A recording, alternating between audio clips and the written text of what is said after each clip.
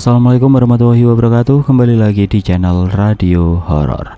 Untuk kisah kali ini saya akan membawakan sebuah cerita dari tulisannya Neneng Dewi NS. Dan untuk kisah yang akan saya bawakan kali ini, sebuah kisah yang berjudul Misteri Cincin Berdarah. Sebelum kita lanjut ke ceritanya, tekan dulu tombol like video ini dan jangan lupa tekan juga tombol subscribe channel ini. Nyalakan juga lonceng notifikasinya agar tidak ketinggalan cerita-cerita lainnya dari channel ini. Dan buat teman-teman yang pengen belanja-belanja, nanti silahkan saja klik etalase yang ada di pojok kiri bawah. Atau teman-teman bisa kunjungi link pembelian yang ada di kolom deskripsi. Dan seperti apa untuk kisah kali ini, langsung saja kita masuk ke ceritanya. Desa Tenjo Nagara Sucinaraja tahun 2007. Malam itu Anissa sedang jalan kaki berdua dengan Benny kekasihnya sehabis makan seblak di warung Teh Lia. Keduanya tampak berjalan mesra sambil berpegangan tangan. Keduanya begitu bahagia sebab baru saja jadian. Benny yang sudah lama menyukai Anissa merasa bersyukur cintanya diterima oleh gadis pujaannya itu. Jalan yang mereka lewati adalah jalan raya, namun jaraknya tidak begitu jauh dari rumah keduanya. "Makasih ya Anis, kamu sudah menerima cintaku. Aku janji insya Allah gak akan mengecewakan kamu," kata Benny sambil menatap penuh cinta pada kekasihnya itu. Anissa hanya mengangguk sambil tersenyum malu-malu, memamerkan kedua lesung pipit di pipinya yang menambah nilai kecantikannya. Benny makin mempererat genggaman tangannya pada tangan kanan Anissa, lalu keduanya mulai melangkah menjauhi jalan raya. Kini menuju jalan gang yang di kiri kanannya masih berupa kebun pisang, mangga, dan jambu air milik warga. Tiba-tiba mata Anissa tertuju pada sebuah objek tidak biasa yang ada di samping kirinya, tepatnya di antara rumputan liar yang tumbuh di pinggir jalan. Ben, itu benda apa ya?" Anissa langsung mencolek Benny yang berjalan di sampingnya, lalu menunjuk dengan jari telunjuknya ke sebuah benda kecil yang berwarna kuning keemasan. Benny yang awalnya menatap lurus ke depan pun spontan mengalihkan pandangannya ke arah yang ditunjuk oleh Anissa. "Mana?" Benny balik bertanya sambil menyipitkan kedua matanya agar bisa melihat lebih jelas. Itu kok kayak sebuah cincin emas ya?" Saut Anissa antara yakin dan tidak yakin. Iya Nis, kayaknya sih emang iya itu cincin. Tapi biarin aja lah, paling juga cincin mainan yang suka dipakai anak-anak main. Gak mungkin cincin emas beneran," saut Benny santai lalu mencoba menarik tangan sang kekasih agar kembali merapat ke genggaman tangannya. Akan tetapi Anissa yang masih terus memperhatikan cincin tersebut malah penasaran. Dia langsung melepaskan genggaman tangan Benny lalu memungut cincin tersebut. "Aku kok penasaran kalau dilihat dari warnanya. Ini gak mungkin cuma cincin mainan. Coba kamu senterin pakai HP kamu, Ben," pinta Anissa. Benny pun manut dan langsung mengeluarkan HP miliknya dari balik saku celana panjangnya, kemudian melakukan apa yang dipinta Anissa. "Tuh, bener kan dugaanku? Ini mah cincin emas asli, warnanya persis dengan cincin dan kalung yang pernah dibelikan mamaku," kata Anissa dengan wajah sumringah. Lalu Anissa pun sibuk membolak-balikan cincin tersebut. "Wah, ada inisial namanya juga. Sesuai dengan inisial namaku. Jangan-jangan ini cincin memang ditakdirkan buat aku. Mana modelnya bagus banget lagi. Pasti harganya mahal." Anissa tidak henti-hentinya memuji cincin emas yang baru ditemukannya tersebut. "Maaf ya Anis, tapi apa nggak aneh? Kok bisa cincin emas bagus ini tahu-tahu malah ada di jalan? Aku takut jangan-jangan ini cincin pesugihan, Nis." Benny mencoba menyampaikan pendapatnya pada Anissa. Ya, Benny hanya tidak mau kalau sesuatu hal yang buruk akan terjadi pada kekasihnya itu. Akan tetapi Anissa malah salah paham. Dia malah menyangka Benny tidak suka melihat dia senang. "Apaan sih kamu, Ben? Kayak nggak suka gitu ngeliat aku senang," protes Anissa seraya cemberut, lalu melepaskan pegangan tangannya dari Benny dengan kasar. Benny yang baru sadar tindakannya sudah membuat sang kekasih salah paham, bergegas minta maaf sambil mencoba mengejar Anissa yang mulai berlari meninggalkannya. Berkali-kali Benny memanggil namanya dan minta Anissa menunggunya, tapi gadis itu sama sekali tidak menggubrisnya. Di antara kegelapan malam, Anissa membelah jalan dengan langkah-langkah panjang, masih dengan rasa kesal yang menggelayuti dirinya, sampai akhirnya tiba-tiba Benny mendengar suara teriakan Anissa yang cukup memekakan telinga. "Benny, tolong!" teriak gadis itu. "Anissa, Nisa, kamu kenapa?" teriak Benny yang makin kencang berlari menuju datangnya arah suara teriakan gadis itu. Akan tetapi saat sampai di tempat itu, Benny sama sekali tidak menemukan Anissa. Ekor mata Benny terus bergerak liar mencari-cari. Tetapi tetap saja dia tidak berhasil menemukan gadis itu. Sampai akhirnya Benny melihat Anissa berdiri di pinggir jalan yang mau masuk ke gang rumahnya. Tapi sepertinya tingkah gadis itu terlihat sedikit aneh. Ya, Anissa tampak seperti hendak melepaskan sesuatu dari tangannya. Benny segera berlari menghampiri gadis itu. "Kamu kenapa, Nis? Kamu gak apa-apa kan?" tanya Benny. "Aku takut, Ben. Cincin ini kok tiba-tiba mengeluarkan darah sih?" rengek Anissa seraya memperlihatkan jari manisnya yang kini bersimbah darah. Benny ikut kaget. "Ya udah, kamu lepas aja nih cincinnya daripada kamu kenapa-napa nanti," saran Benny. Kini Benny sedikit lega karena tadi apa yang dia sampaikan tentang kecurigaannya soal cincin itu tampaknya mulai menjadi kenyataan. Itu artinya Anissa secara tidak langsung mengakui kalau teguran tadi dia sampaikan karena rasa sayangnya pada Anissa.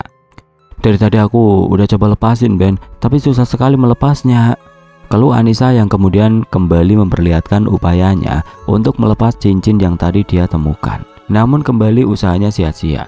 Padahal tadi saat dipasang di jari manisnya, cincin tersebut sedikit longgar. Tapi anehnya kali ini cincin itu seakan menyatu dengan jari manisnya hingga sangat sulit untuk dilepaskan. Tentu saja hal ini membuat Benny jadi ikut panik. Lalu dia pun ikut membantu Anissa untuk melepaskan cincinnya. Benny sedikit bergidik ngeri melihat darah tidak henti-hentinya mengucur dari dalam cincin yang dikenakan sang kekasih. "Kok susah sekali ya, Nis, membukanya?" kata Benny yang tidak bisa menyembunyikan kekesalannya karena sejak tadi dia gagal untuk melepaskan cincin tersebut dari jari manis sang kekasih. Anehnya kali ini ekspresi Anissa hanya diam saja, tidak menanggapi apalagi menyauti ucapan Benny. Gadis itu malah menunduk hingga wajahnya kini jadi tertutup oleh rambut panjangnya. "Astagfirullah," teriak Benny ketika cincin itu kembali mengucurkan darah segar dari jari manis Anissa, seperti aliran mata air yang memancarkan air. Wajah Benny langsung berubah pias ketika tiba-tiba Anissa berbicara, tapi suaranya berubah. Bukan lagi suara Anissa yang terdengar, melainkan suara perempuan lain yang sama sekali tidak dikenali oleh Benny. "Jangan coba-coba melepaskan cincin ini, atau gadis ini harus membayar dengan nyawanya." Suara mengekeh kini terdengar dari bibir Anissa. Kamu bukan Anissa," kata Benny dengan suara bergetar menahan rasa takut yang mulai merasukinya. "Namaku Arum, dan aku adalah pemilik cincin ini," saut sosok yang mengaku bernama Arum itu dengan suara mengekeh yang membuat bulu kuduk jadi merinding. Rupanya Anissa memang kerasukan arwah Arum, sang pemilik cincin. Benny yang merasa sangat ketakutan memutuskan untuk kabur. Dia hendak mencari bantuan pada warga yang masih melaksanakan ronda malam itu. Kedua orang tua Anissa yang khawatir akan keselamatan sang anak segera meminta bantuan seorang ustadz bernama Ustadz Soleh yang memang dikenal paham dengan hal-hal yang bersifat supranatural. Anissa yang kini dalam kondisi pingsan sudah dibawa pulang ke rumah kedua orang tuanya. Namun lagi-lagi mereka juga kesulitan untuk melepaskan cincin tersebut dari jari manis sang anak. Ustadz Soleh yang segera datang tidak lama setelah dipanggil oleh orang tua Anissa langsung mengernyitkan keningnya ketika baru saja melihat Anissa. Tatapannya tajam menatap ke arah tubuh Anissa yang masih dalam kondisi tidak sadar. Sang ustadz melihat kalau ada bayangan sosok perempuan yang ikut menumpang di dalam tubuh Anissa. "Siapa kamu?" tanya Ustadz Soleh dengan menyipitkan matanya, seakan ingin melihat lebih jelas sosok apa yang kini menumpang dalam tubuh gadis itu. "Kau tidak perlu tahu siapa aku. Pergilah, jangan ganggu kesenanganku," jawab sosok Arum. Soleh berjalan perlahan mendekati tubuh Anissa. Semakin dirinya mendekat, Ustadz berusia sekitar 40 tahunan itu semakin merasakan aura hitam pekat yang kini terpancar dari sosok yang masih samar terlihat oleh mata batinnya. Lalu Ustadz Soleh duduk di pinggir ranjang, seraya mengeluarkan tasbih dari saku baju muslim yang dikenakannya. "Kau tidak berhak untuk mengganggu gadis ini. Tolong lepaskan dia, dia tidak bersalah," pinta Ustadz Soleh mencoba membuka jalan diplomasi dengan sosok itu. Perlahan sosok perempuan berwajah cantik dengan wajah dan tubuh bersimbah darah samar-samar keluar dari tubuh Anissa. Bau anyir darah pun sontak memenuhi kamar Anissa, sehingga orang-orang yang berada di sana mulai merasa kurang nyaman. Hanya Ustadz Soleh yang tetap terlihat tenang, seakan tidak terpengaruh sedikitpun oleh bau anyir yang menandai keberadaan sosok Arum. Enak saja, gadis ini sudah mengambil barang yang menjadi milikku, yaitu cincin itu.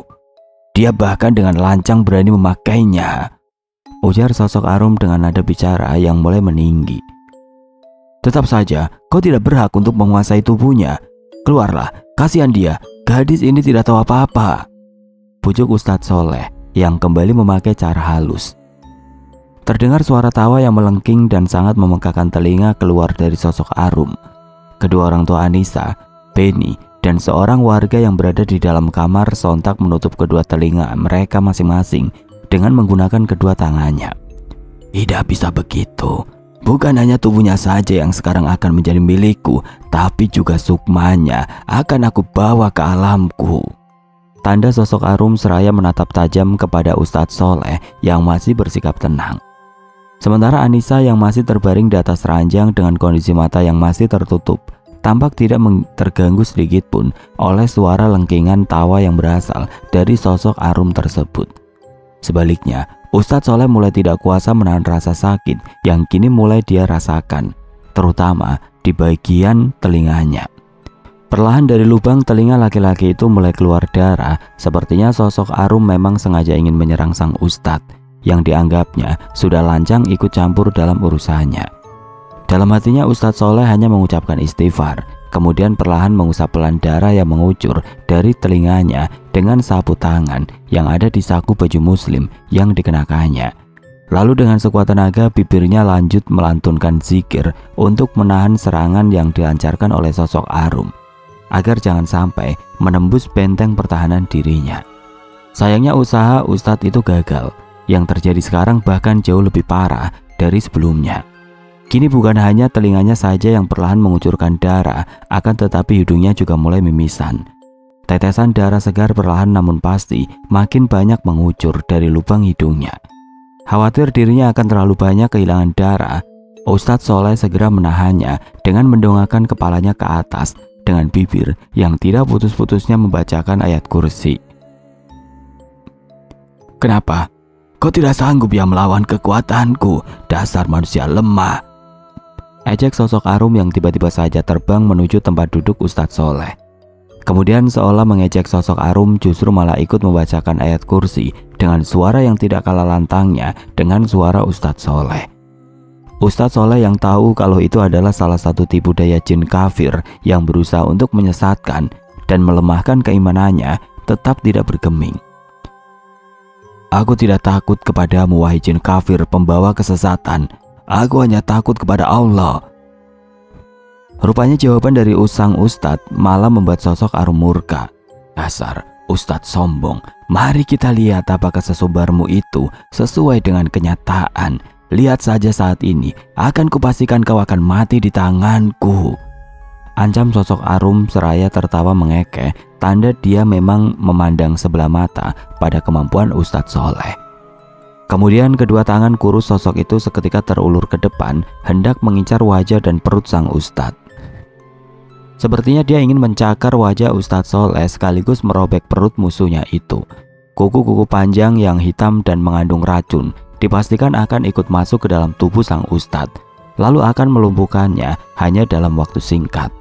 Rupanya kau lebih suka dikeluarkan secara paksa. Baiklah, aku ikuti maumu, tandas Ustadz Soleh yang sepertinya sudah mulai hilang kesabaran menghadapi sosok Arum yang begitu keras kepala. Bahkan kini malah menyerangnya secara membabi buta. Diiringi teriakan takbir yang disusul dengan bacaan la haula wala quwata illa billah, Ustadz Soleh dengan sigap membuang badannya ke samping kanan untuk menghindari dua serangan mematikan dari sosok Arum tersebut. Tidak sampai di situ, kedua kakinya yang kini menjejakkan diri ke tanah tiba-tiba hendak dihentak-hentakan oleh Ustadz Soleh diiringi surat-surat ruqyah. Tapi hal yang tidak terduga malah terjadi. Tiba-tiba saja dari bawah lantai muncul dua tangan kurus memegangi kedua kaki Ustadz Soleh, sehingga menyulitkan dia untuk menghentak-hentakan kedua kakinya sebagai upaya balasan atas serangan mematikan sosok Arum. Tidak menduga hal itu akan terjadi, Ustadz Soleh pun kehilangan keseimbangan ketika dua tangan kurus itu mendadak melepaskan pegangan tangannya dari kedua kaki sang Ustadz. Akibatnya, tubuh Ustadz Soleh pun terbanting ke lantai dengan posisi kepala yang jatuh duluan. Teriakan histeris dari kedua orang tua Anissa, Benny dan seorang warga yang ada di kamar Anissa langsung terdengar berbarengan. Mereka syok melihat kondisi Ustadz Soleh. Pada saat yang sama, sang Ustadz mencoba susah payah hendak bangun. Akan tetapi tubuhnya keburu diangkat oleh sosok Arum ke atas. "Mampuslah kau manusia lemah. Sudah kubilang jangan coba-coba ikut campur dalam urusanku," bentak sosok Arum yang tanpa ampun spontan melempar tubuh Ustadz Soleh ke dinding kamar. Lalu terdengar gedebuk. Pok. Disusul dengan tubuh Ustadz Soleh yang kali ini terbanting keras ke dinding, kemudian menyusul jatuh ke lantai kamar Anissa. Sebuah teriakan kalimat tahlil yang terdengar lemah keluar dari bibir sang Ustadz. Sesaat sebelumnya, nyawanya terlepas dari raga, lalu terdengar suara gedebuk. "Pak Ustadz!"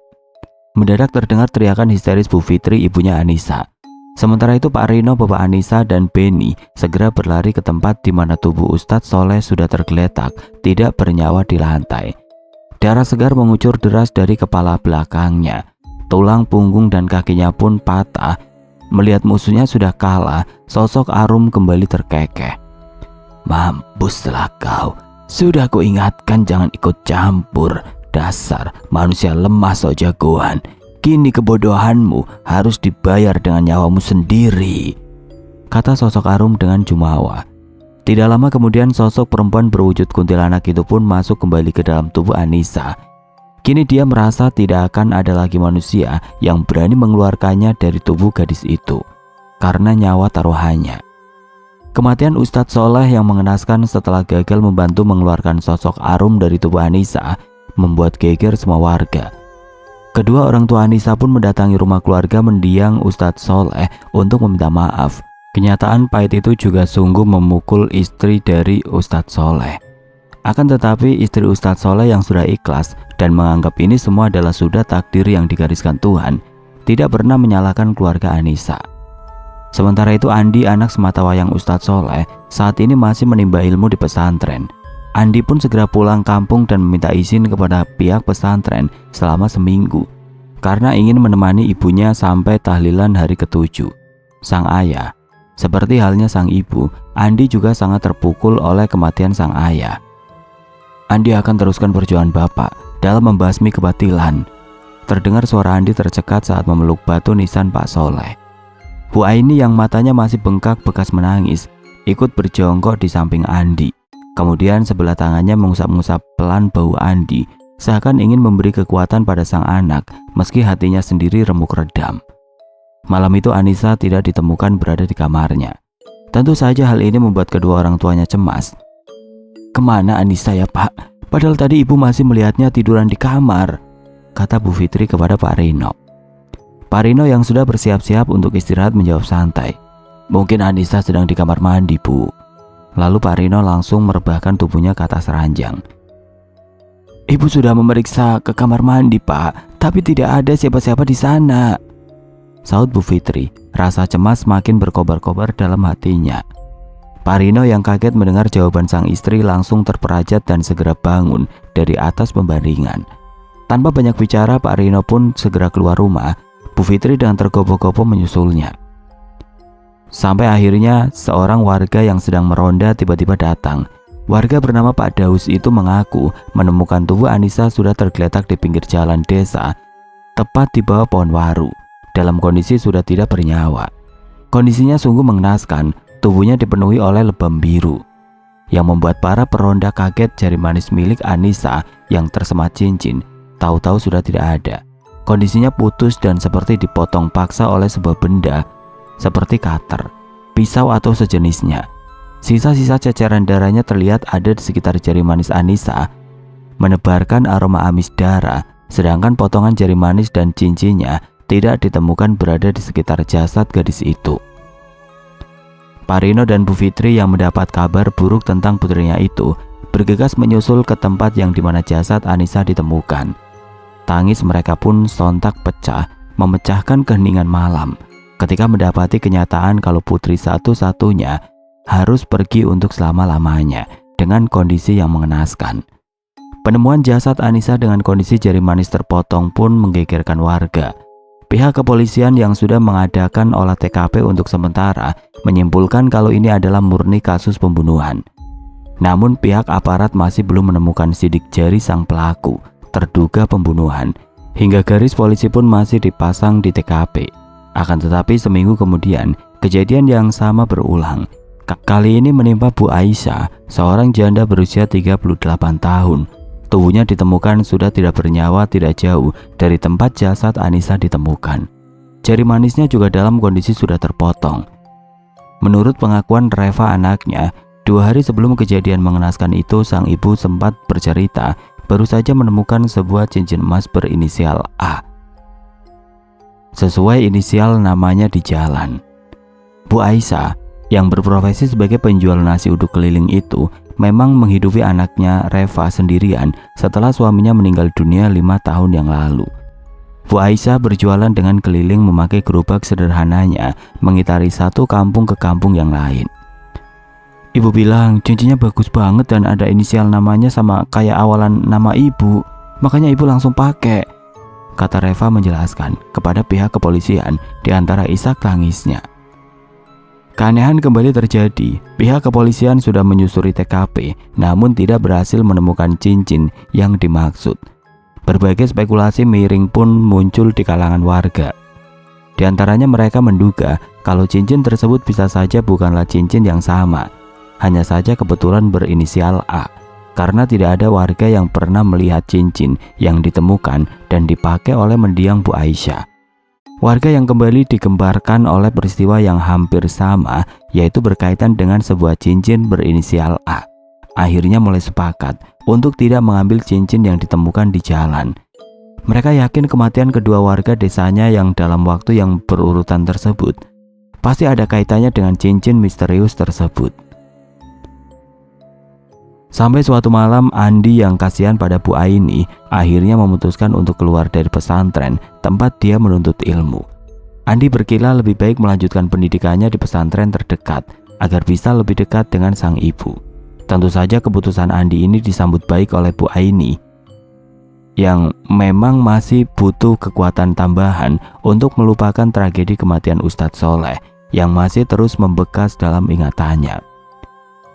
Andi dan Bu Aini juga mendengar kabar tentang kematian 2 orang warga yang memiliki kemiripan pola kematian tragis dan diduga berhubungan dengan sebuah cincin misterius. Akan tetapi keduanya lebih memilih untuk tidak terlalu mencari tahu masalah tersebut, karena Pak Kades sudah menyerahkan sepenuhnya masalah tersebut untuk ditangani pihak kepolisian. Malam itu Andi hendak menjemput Bu Aini yang baru saja pulang dari pengajian di desa tetangga. Suasana malam yang begitu hening dan sapuan angin khas musim kemarau yang menusuk sampai ke dalam tulang membuat Andi semakin merapatkan jaket kulit yang membungkus tubuhnya. Tidak ingin terlambat menjemput sang ibu, Andi mulai memacu kencang sepeda motornya membelah jalan desa yang mulai dipagut sepi. Sampai akhirnya ketika melewati pohon waru tempat di mana 2 korban perempuan tewas mengenaskan dengan jari manis terpotong, mendadak sepeda motor Andi terasa berat, seperti ada orang yang ikut menumpang di jok belakang.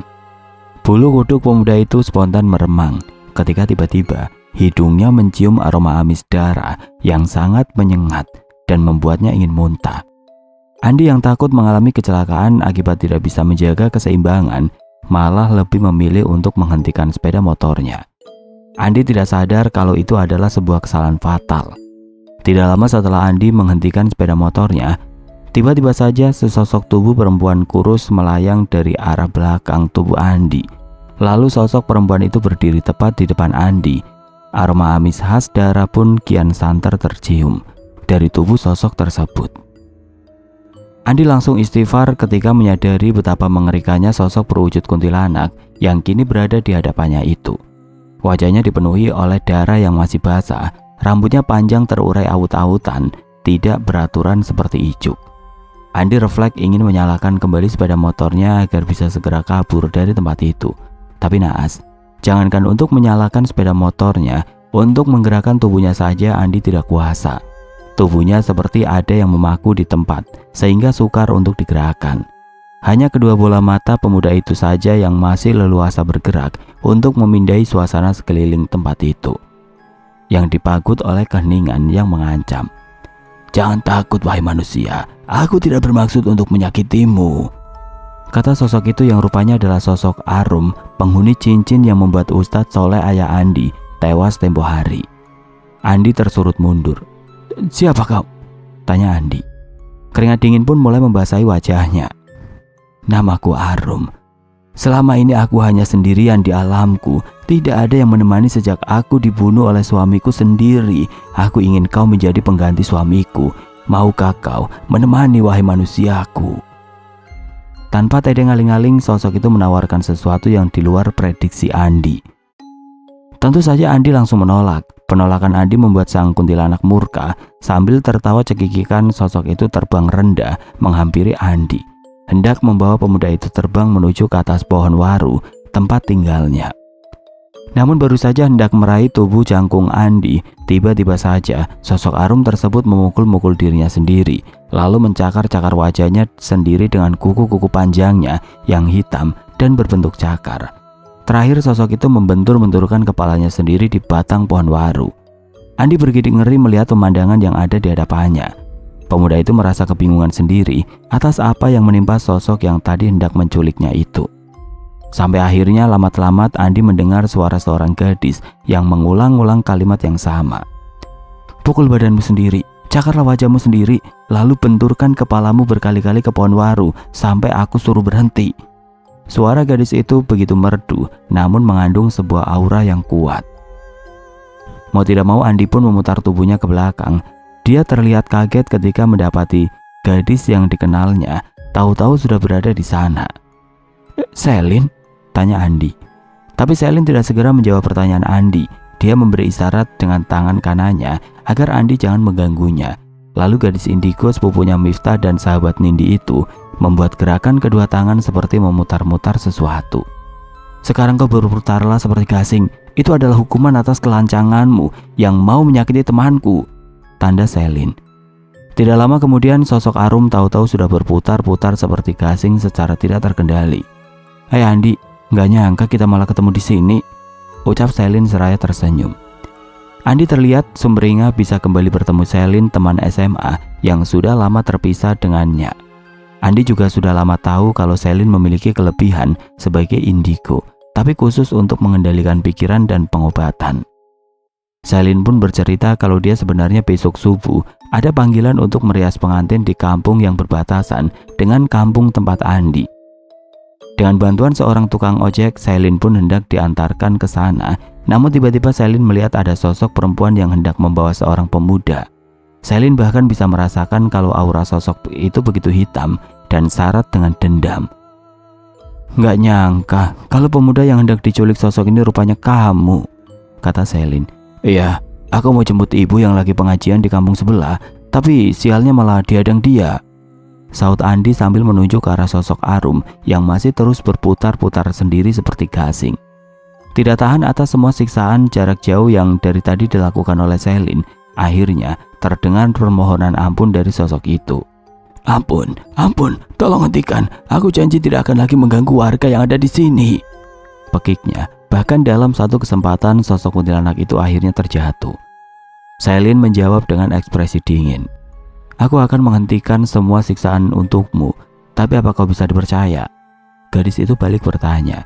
"Aku janji, tolong hentikan," pekik sosok itu saat kali ini tubuhnya tiba-tiba kembali berputar-putar seperti gasing. "Baiklah, tapi kalau kau ingkar kata-katamu, aku tidak akan segan untuk membakar sosokmu," ancam Selin. Baik, aku janji," saut sosok Arum. Selin pun menepati janjinya. "Ya apa kau?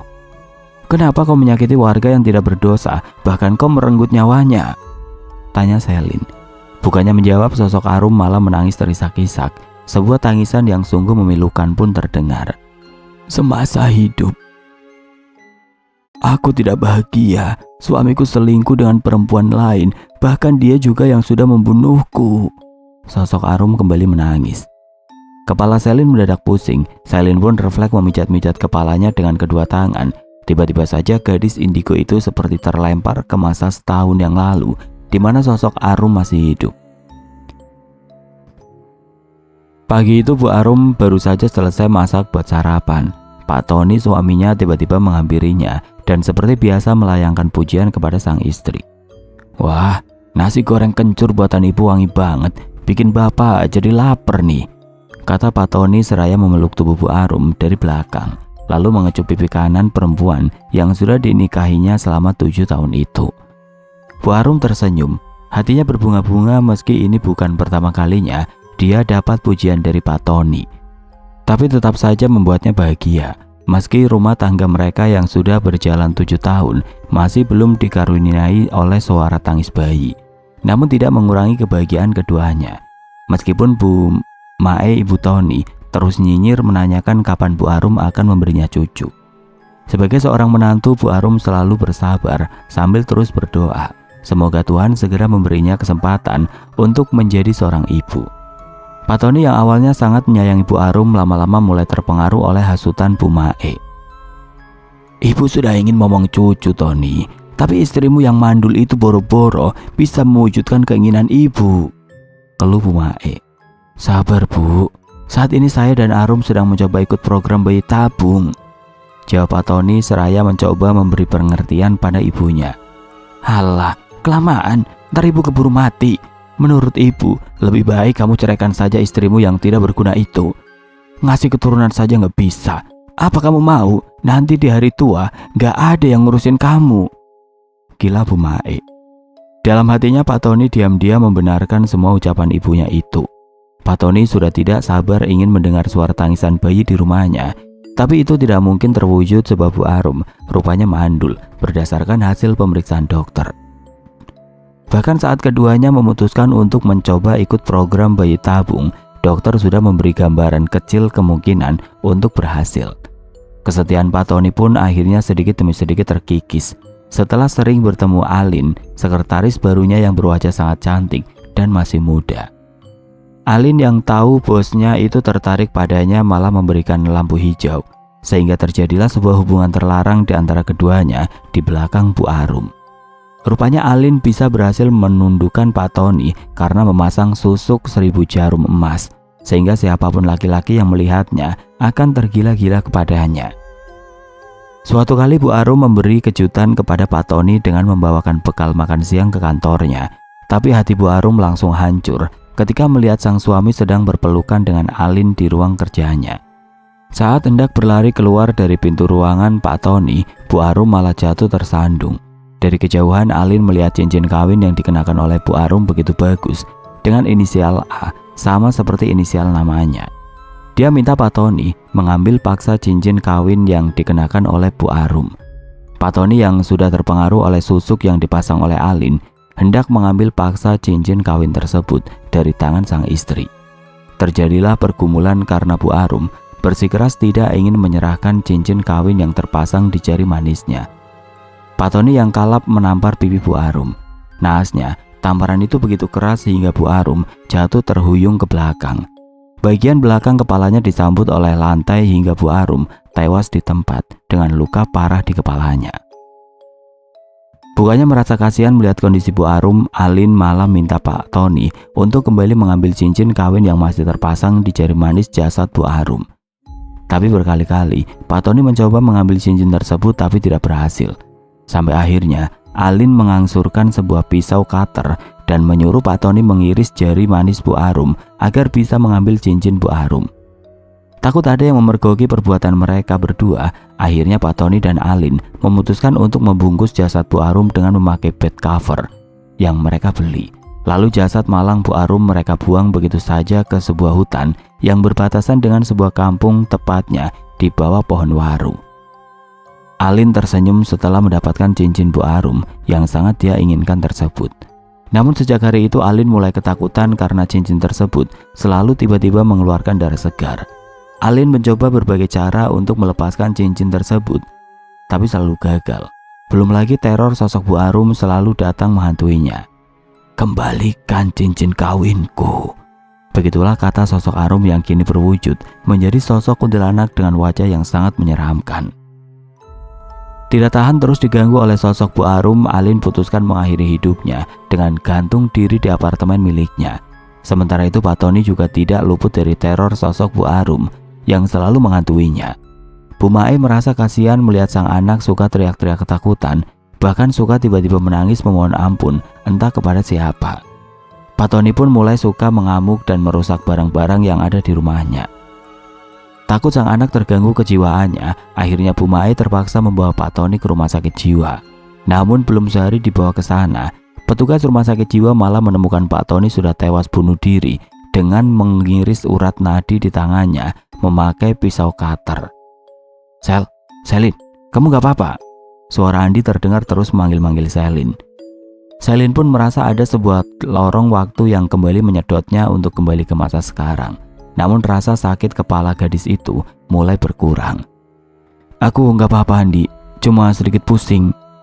Kemudian Selin menatap sosok Arum yang masih berdiri di hadapannya. "Sekarang kau sudah tahu masa laluku. Aku hanya minta tolong kuburkan aku dengan layak. Tulang belulangku ada di bawah pohon waru ini, sengaja dikubur Mas Tony untuk menghilangkan jejak," kata sosok Arum. Selin dibantu Andi malam itu mulai mencari tulang belulang sosok Arum. Setelah berhasil mereka temukan, Selin pamit duluan karena harus melanjutkan perjalanannya menuju kampung sebelah. Selin janji setelah selesai merias pengantin, ia akan kembali menemui Andi sebelum pulang ke Bandung. Singkat cerita, Andi yang jebolan pesantren itu pun mengkafani tulang belulang milik mendiang Bu Arum sebelum dikuburkan di pemakaman umum terdekat. Sejak saat itu kampung itu pun aman tentram dan sudah terbebas dari teror sosok Arum dan cincin berdarah.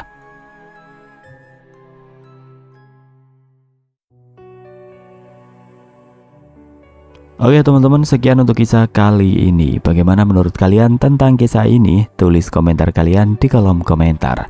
Dan buat teman-teman yang baru bergabung, jangan lupa untuk like, comment, share, serta subscribe channel ini. Dan nantikan kisah-kisah horor berikutnya tetap di channel Radio Horor. Wassalamualaikum warahmatullahi wabarakatuh.